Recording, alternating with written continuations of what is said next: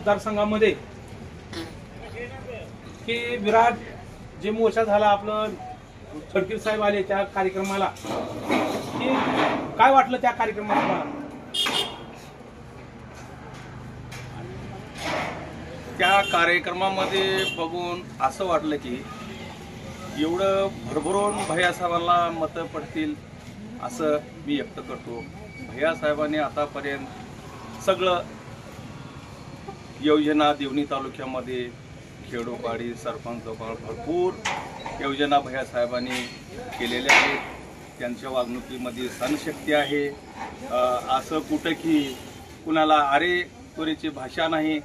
सगळ्याला घेऊन गोर गरीब दीन दलित 18 पगड जातीला घेऊन चालणारे संभाजी भाई आहेत आणि त्यांचं केलं तेवढं कौतुक कमी आहे। जनतेचा कोल भरपूर 1 लाख मतांनी संभाजी भाई निवडून येतील। आणि या मतदारसंघामध्ये जे विकास कोणता विकास केले संभाजी भाई नाही किंवा कोणता विकास झाला? आज संभाजी भाईने देवणी तालुका, शिरोळपाल तालुका, निलंगा तालुका असं कितीही कामं भैयासाहेबांनी भरपूर केलेली आहेत। आणि बाबळगावचे भैयासाहेबांनी त्यांना रोड करता आणली, पालकमंत्री 2.5 वर्ष राहून सुद्धा।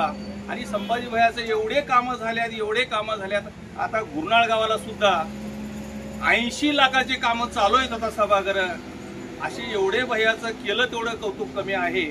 आणि अशा प्रकारे 100% संभाजी भाईकडे कोल आहे। संभाजी भाई निवडून येतील मी अशी ग्वाही देतो। आणि गडकरी साहेबांची एवढी भारी सभा झाली, एवढी हे पब्लिक बघून जरी आम्हाला आश्चर्य वाटलं 1 लाखाची लीड भैयासाहेबांना भेटते। आणि या ठिकाणी जे विकास राहिला आहे का अभयदादा करतील, अभय साळुंगे करतील का संभाजी पाटील करतील? हे दादाच्या होणार नाही, भैयासाहेबच करू जाणं। आणि भैया सगळ्याला घेऊन चालणारे माणसं।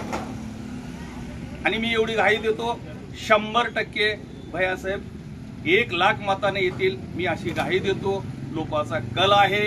अशा प्रकारे मी सुद्धा मार्केट कमिटी उमाकांत किशनराव बर्गे संचालक आहे। मला सुद्धा त्यांनी असं माझ्यासारख्या सामान्य माणसाला, निवळ गरीब माणसाला भैयासाहेबांनी मार्केट कमिटीला निवडून आणले। मी त्याचे धन्यवाद करतो। माझ्यासारख्या असे कितीही माणसं त्यांच्या पाठीमागे आहेत।